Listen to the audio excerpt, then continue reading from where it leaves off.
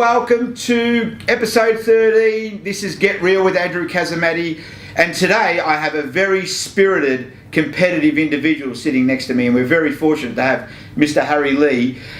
Some say that Melbourne is in fact the auction capital of the nation. I feel that it is in fact the auction capital of the world in residential sales. And today, Mr. Harry Lee, in his past, beginning his career in 2005, has competed against some of the nation's most highest performing and best auctioneers. He in fact is the REIV Auctioneer of the Year in 2014, 2016 and 2017. Also, the Australasian Auctioneer of 2015. Harry, welcome, and always good to see you. You too, it's been Andrew. a while. It has been a while, many years in fact, and good to be here. Great to, be able to reconnect again. Thank you, Harry. Thank you for your time. Harry, you've worked really, really hard. You're a master at your craft. Thank you. You've got a great name in the industry. Are you going to continue to compete? Look, likely, very likely. I guess I'm just driven that way. I just feel competing probably keeps me on my game and keeps me sharp. Ultimately, it's about doing the right thing for the client in the end. So the competition, thus individually rewarding, it keeps me going and keeps me in the best shape possible to do the right thing for our client. I guess that's the way I see it. You're like an athlete. I like to think that way, yeah. I don't look like an athlete, but yeah. You're a corporate athlete. Yeah, corporate athlete, that's right. I love it, I love it. Harry, in the past, we've used both methods of sales, auctioning and private sale. Yep. Do you feel that every property should be auctioned?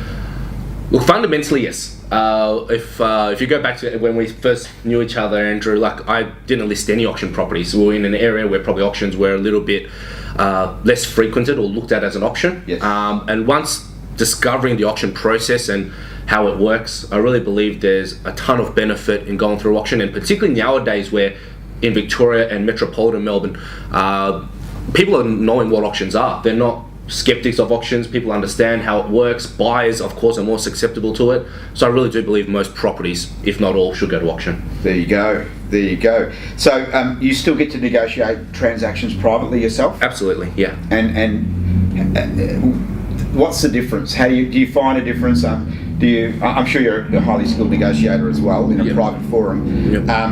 What are your thoughts on the private sale method versus the auctioneering? I mean, you did pretty much answer it previously, but what are your thoughts? Look, I think that there are still those buyers out there that probably prefer negotiating privately in a sense where they feel maybe a little bit more at ease, less nervous with it, not so public. Whereas, of course, auctions can get very public, and some people maybe get a fear of that kind of public nature of how proceedings are held. Right. But I find, for the most part, looking at because of the competition that is generated, it is the most transparent way to conduct a sale, and that is through auction. And I think that transparency in the long term, in particular, people see that and they become very accepting of it. I agree. Well answered. Is there a career highlight that stands out for you, Harry, so far? Career highlight. Are they all highlights? Look, I love every day's a highlight for you. Exactly. I love to think that every little thing that we do or improve on is a highlight. But I guess a couple of things would be, I guess, one of the auctioneering titles. The first time winning a title, worked so hard to try to reach that position, and certainly be able to get there was very satisfying. So that'll be one highlight. But also to being able to transition from working in sales and then owning a business and then training a team, that's fulfilling in its own role. It's continuous, but that's a highlight as well. So are you a director at the moment? Yes, I am. So are you in a group of directors, or are you a sole director? What's your... Just the two, my brother and I. We're directors of our office. So it's a single office, pretty big team, well-established team there in Springvale. Yep. But just the two of us. Fantastic. Yeah. That is fantastic. Social media, your thoughts, has it helped you become the dynamic auctioneer you are today? How do you perceive what's trending, etc.? Sure. Okay, look, I see it, social media, from two sides, the perspectives, being a user and then being an actual person who, whether it be blogs or actually takes it to another level in terms of promotions and so forth. Yep.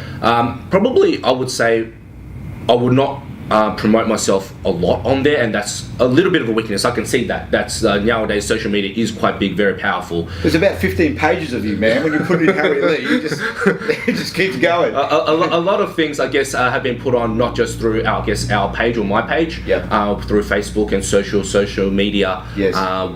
You could say sites or platforms. There's a lot of blogs with you. Yeah. In it. Yes, correct. So it has been done, you could say, naturally through a lot of these public events, such as charities or auctioneering competitions, where, that's been promoted. And I think that's certainly helped profile a lot. Where I did gain a lot as well, because people have been so free, willing to give out information. A lot of my, not just auctioneering craft, but even everyday real estate craft, has come from online resources, particularly YouTube, when you're able to watch videos of some master performers out there and really get a good understanding of how they work. Very good. You are a master craftsman at what you do.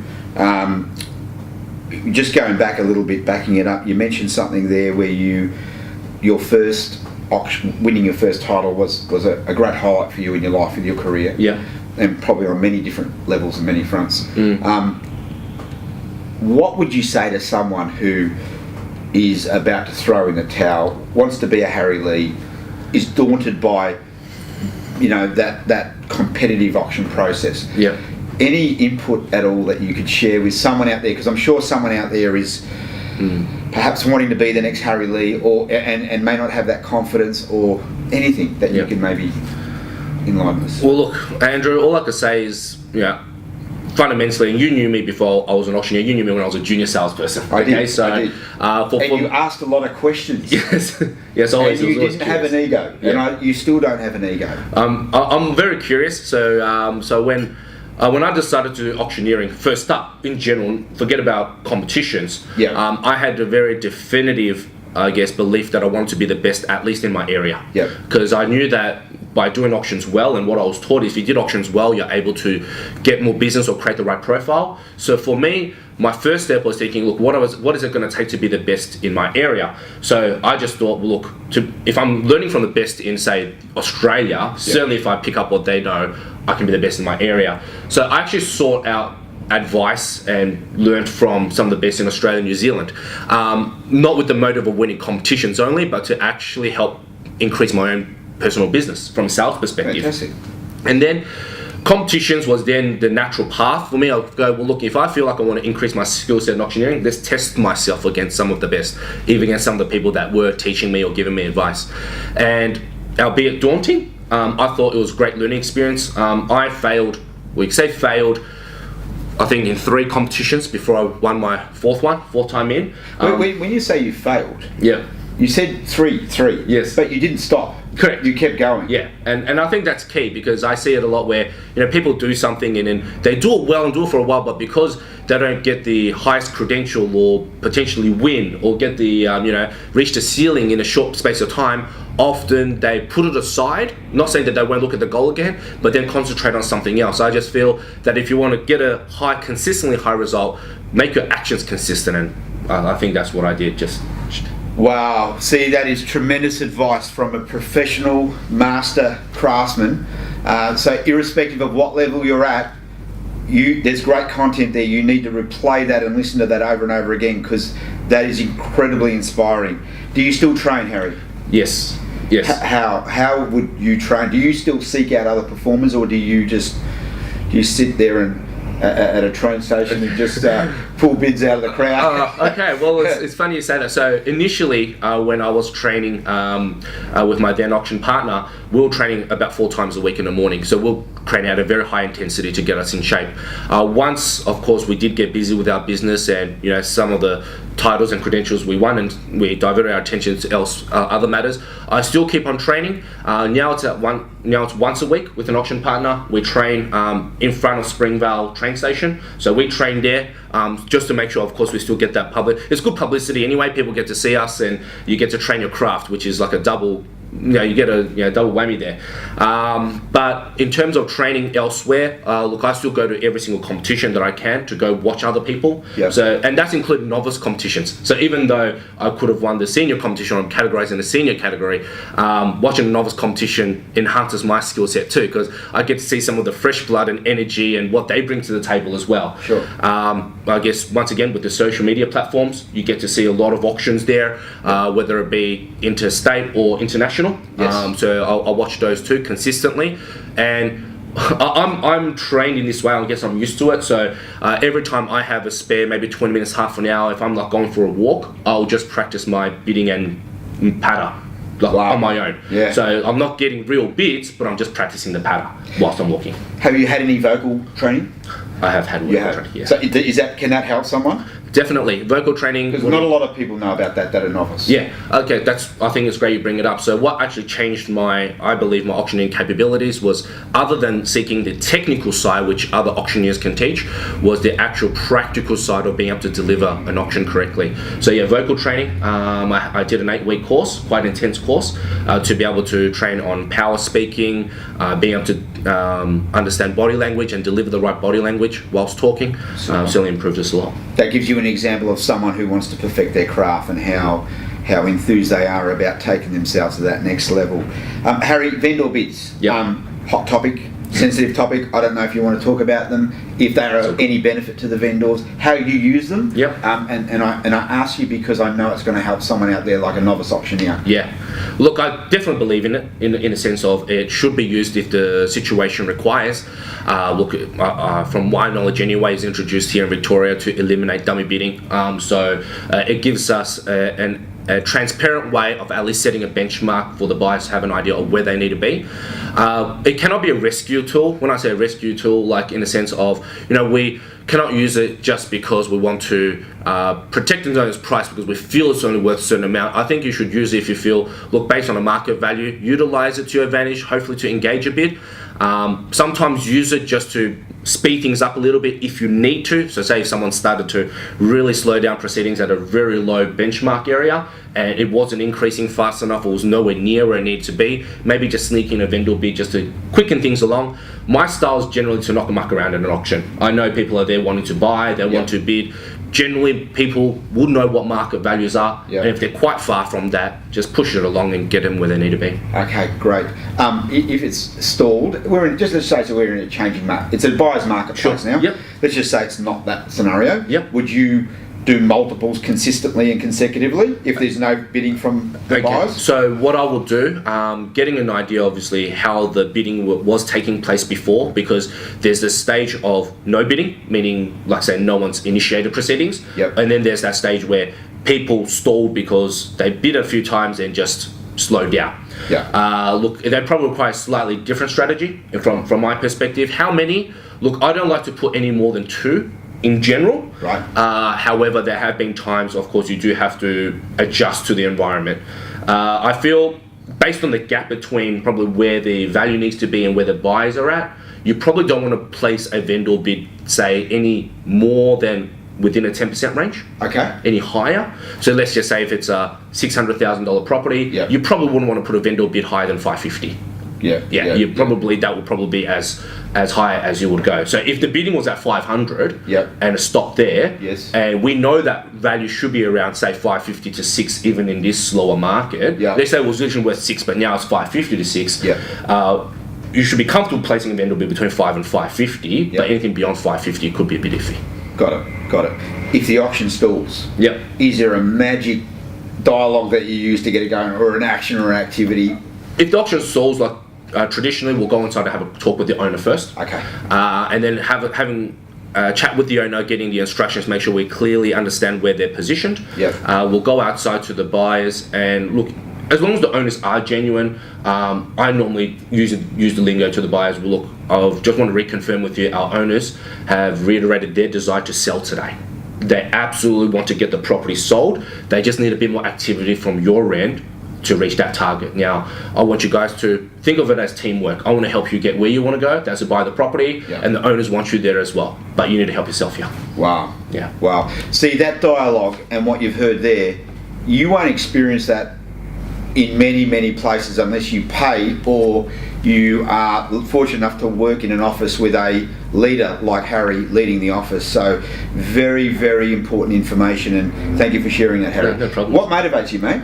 Motivation. What motivates you? What gets you going? Look, I don't think there's one ideal, well, one certain motivator. I'm very competitive by nature. Ever since I was growing up, I was competitive in sports. I never liked losing. So even these days, I play social soccer and basketball, and I just hate losing. Yeah. I hate it when people go, "Oh, you're there to have fun." You and look just good. enjoy it. Oh, thank you. You're in shape. You look good, man. Yeah, cheers. But when I go there, my motive is to win. I'm not saying that is my only motive, but like say in business, I want to make sure that, particularly I believe still in my youth and younger age, I want to stay on top of the game and be able to lead and learn all the time. Yeah. So that's number one. And two, what fundamentally motivated me from the beginning is that I knew my parents came from humble backgrounds and they did everything they can to provide me a platform to grow. And I'll never be able to be satisfied unless I fulfill my full potential. Right. And they went through a lot of hard yards coming to Australia, literally with just 2 suitcases, nothing to build upon. Worked, night shifts, 12 hours, just to build the right income to buy a home and take us to school.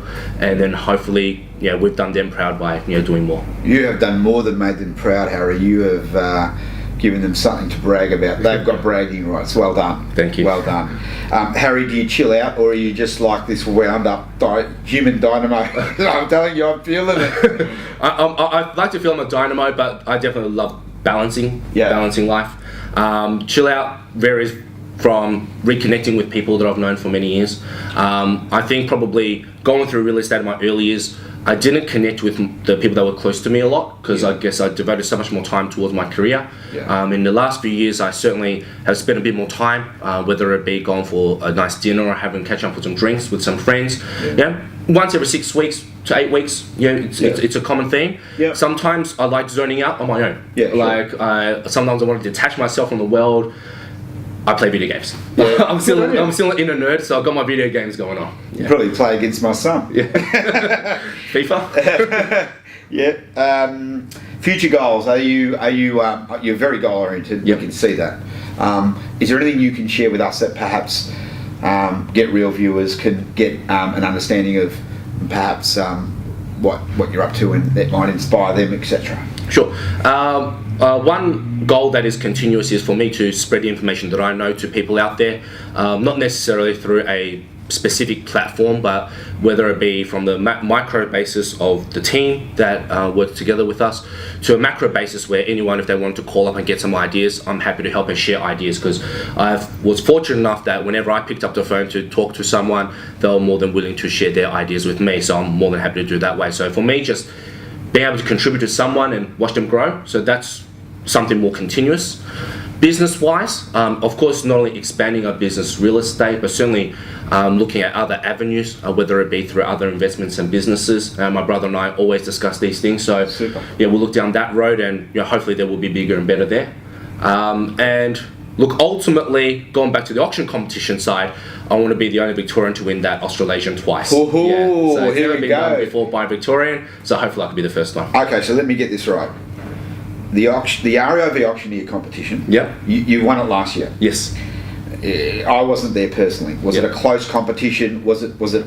Did you blow them away? I don't think I blew them away. I was told it was very close. We don't get to, I guess, see any scores. Who was it that comes second? Or you don't know? No, I do know. Was a young fellow by the name of Michael Wood. He's from Marshall White. He's been competing many years, so he's a really good, I guess, an act to look upon, because he's been in there consistently for many years, and for a couple of years he didn't reach the final. So you get after the heats you reach the final, and the last couple of years he's reached the final, and this time he reached the runner-up. And see, that's someone that you got to watch out for, someone that's got that drive to just enter and enter again. So when you're number one, you got to train like number two. As simple as that. Yeah, absolutely. And so you're planning on taking out the title of Senior Auctioneer REIV 2018. 2018 will be absolutely something that I want to go for. Yes. But then hopefully the next stage, which is the Australasian, hopefully take it out again. Okay. Okay. So you'll be the first Victorian, if you do so, taking out 2 years of the Australasian one. Australasian. Yes. So who are they the New Zealanders? Yeah, the New Zealanders. Yep. They're good, aren't they? They are very good. So because they are very good and they have amazing skills in their craft. A lot of the teachings and things that I learnt were from, I guess, practitioners there. One of my mentors is the, I guess, most, you could say, successful auctioneer in the auctioneering competition. And I've even to this day, we're almost messaged weekly. Yeah, so right. we just stay in touch. Yeah. Oh, well, good luck. Yeah. Good luck. I'm sure you're going to do us proud. Cheers. Anything that you can share with us, a funny story perhaps, of is there something that stands out? A funny story. Okay, this I've shared before, so I'll be more than happy Yeah, to share. So right. this is actual learning experience in the auction competition side. So what actually happens in the Australasian auctioneering competition, the heats you compete on one day, and then the next day in the morning you look at the property and you have to literally get ready and then do the auction. You get put into lockup and do the auction competition itself. And then so I was all ready, but because of the rush of time, normally you carry your suit prepared with you into the lockup room, because the lockup room you wait for an hour before you ever get on stage. So instead of having to rush and get dressed and do things properly, the lockup room you have your own change room. You can kind of basically prep up there. So I'll go, okay, that'll be the smart thing, because I was given that tip. Just don't worry about dressing up in a suit. Get your stuff ready and change into the lockup room. I'm like, okay, cool. So I brought everything in a suit bag and I thought I was ready. I rushed it just in time because there's a lockup time. Well, I thought it was 1:30 at the time. Got in there, no problems. And then it would have been probably halfway through lockup before I was going to go on. Probably about half an hour before I was going to go on. I opened up my suitcase and then unzipped it. And then realized that I forgot my shirt, I forgot my socks. So I was wearing anklet socks, and obviously you're there to dress professional. And I go, oh my gosh, what's going to happen here? What about the hems on your pants? Were they rather short or were they long? Yeah, so they were a bit shorter, so that was a bit trendy, right? So I was like, what am I going to do here? What's going to happen? And so there was some expletives already. Obviously, I mentioned during the course of how it took place, and then I spoke with one of my good mates, Justin. He's a champion as well, and I go, look, Juzzy, I'm wearing white anklets. At least if I wear your black anklets, it'll give me something, right? Alright, so he gave me, alright, no problems, here's the black anklets. And then when I discovered my shirt wasn't there, I go, look, I can't go on with no shirt.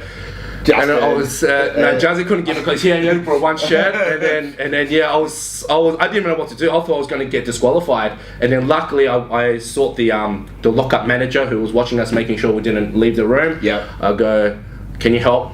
Can you just go ask my brother, get a shirt for me from my room? I won't leave the room. And he goes, no worries, mate. We'll help you. And then brought a shirt down, but I just snuck in. You just got in. So had you have not got the shirt?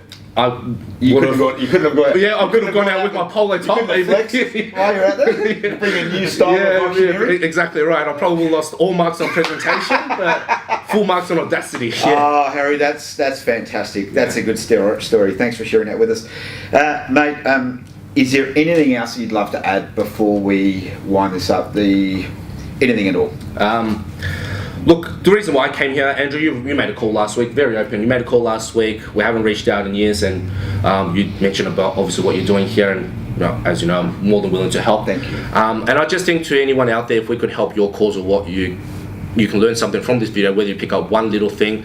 We get great satisfaction out of it, but what I do hope from the long run is that you are able to do the same and be very much like-minded, and you can say pay it forward. And because mentioned earlier when we in our conversation, every little bit that we help and then you're able to help on, the effect compounds and it grows. And that's the one thing I would share. Well said. Well, very humble.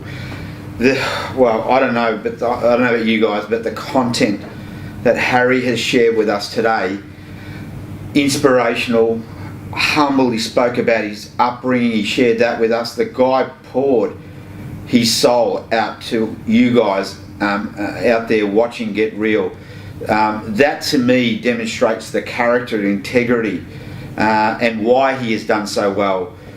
It's just great to see someone who is very deserving of his success, very transparent, and he is the winner. He works hard. He has refined his art. I got to tell you that sitting here with Harry, only a metre away from him, I can feel the energy. This guy is sending out vibrations. He is an aura about him like there's no tomorrow.